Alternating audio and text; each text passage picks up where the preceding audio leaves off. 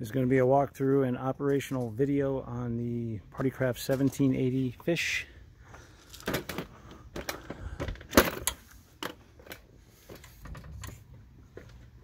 The first item to be aware of is the circuit breaker that's in the back, and that is the operational position, which is closed.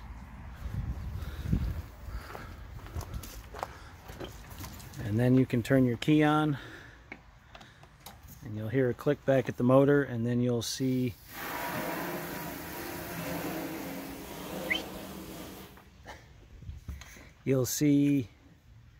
the fuel gauge, which is your battery level, your run time, and then this is your throttle setting. As you accelerate, it goes on up to 100%. And on the dash you do have this voltmeter, and then I put a label on the switch here that says 48 volt. That will turn on that voltmeter and display current battery voltage. Obviously it will vary based on if it's charging or not, or if you're underway with the boat. When it's in the water, it will drop down quite a bit when the power is on. When it's out of the water, obviously it doesn't put much of a load on it, but basically the key number to look for is around 42 volts. That's when the motor itself thinks it's essentially, you know, out of power and time to go home, and that would be your shown on your fuel gauge as well. But the one thing with this, you do need to turn that switch off so that it does not draw any power when it's not in use. The other switch here on the dash next to it that's labeled accessory, that turns on the power, the 12 volt power to your dash, so it then will power up your trim gauge and your 12 volt voltmeter, which shows you your house battery power. So again, that turn off when not in use. Navigation lights in the up position is red and the green on the front and the white light on the top. In the down position, it's just the rear light. That will be if you're sitting in the water at night.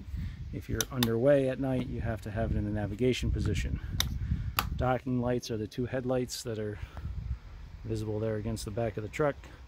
Those are for docking only. They're not to be used while the boat's underway. We've installed a new Humminbird Max 4 fish finder. The button on the left turns that on. It's a fish and depth finder. When it first turns on, you'll see that notification of transducer connected.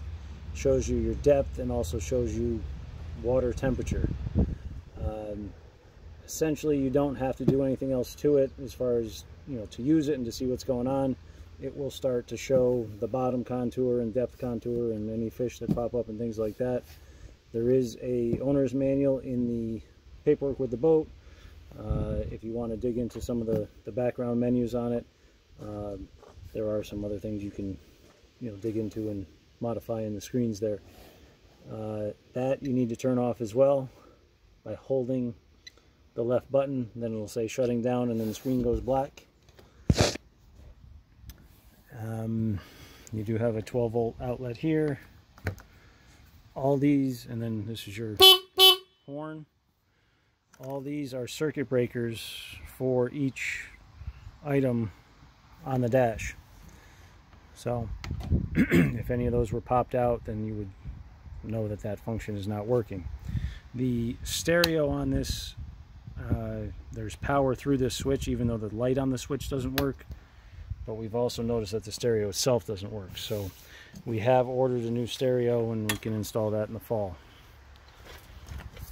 Also on your motor, when the key is on, you can also hit the trim button, or the tilt button, to bring the motor up and down. When the motor is in the full down position and you have the switch on for the trim gauge, it will show that. And basically, if you're in deep enough water, you always want to have the motor all the way in the down position. When you get done with the boat at the end of the day, and you want to charge it, the key thing is you want to disconnect the power to the motor by pushing this red button before you plug in your power cord.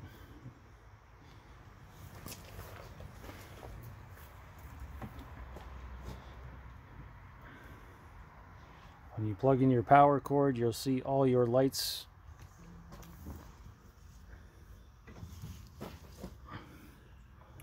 flash on the charger, and then it will go to the standard charging rate of 1 through 10 amps. They will then build up to a flashing amber light and then go to the full charge, which is 0 to 1 amps. And then when they flash green, that will then tell you that all the batteries are topped off and ready to go. You can see those two already started flashing, so they'll be moving up after that. The upper lights next to the 1, 2, 3, and 4 on the batteries, that light is a red light that says check connection. If you ever do see that light on, it means one of two things: that either one of the fuses that is in the system here to each battery has 2 red fuse holders with it. One of those fuses could be blown, and that would cause the check connection light. Or if one of the batteries got below 8 volts, the charger will not charge that battery and you'll get a check connection light. Typically it would be battery number 1, which is in the rear compartment with the charger. This is known as your house battery because it powers everything on the boat forward. You know, everything on the dash, fish finder, lights, all that kind of stuff. Whereas the rest of the 3 batteries, their only function is for the motor. But battery 1 serves 2 purposes: boat power and the 4th battery in the system for the motor. So battery 1 is in the compartment with the charger. 2, 3, and 4. Again, they all have the fuses on them. So when you're done charging and you get all your green lights on, unplug your charger, click your circuit breaker back in on your motor, and then you can store the power cord on the little holder here so it's out of the way and not touching anything. Close up your compartments and you're all set to go. And then again, when you're done and you want to charge it, push the red button, grab your cord, and start charging. So right now I'll leave it in the connected operational position, so it's ready to go when we get there with it. This is the serial number of the charger, and there's paperwork in the owner's manual for that. And this is the motor serial number, and again, paperwork and warranty cards are in the owner's package.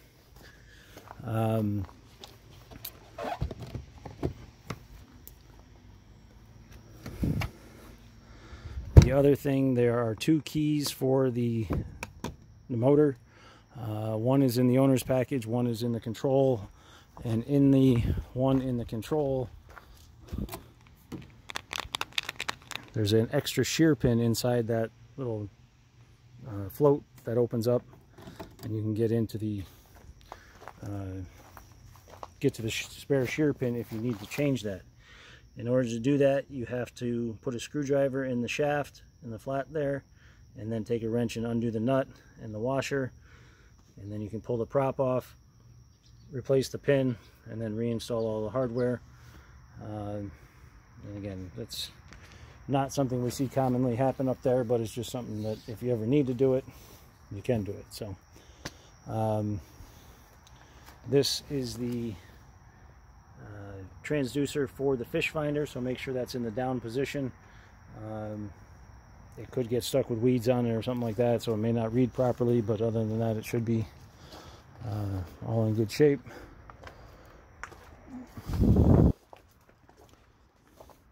If you have any questions on anything, let us know. Otherwise, enjoy the boat. Thank you.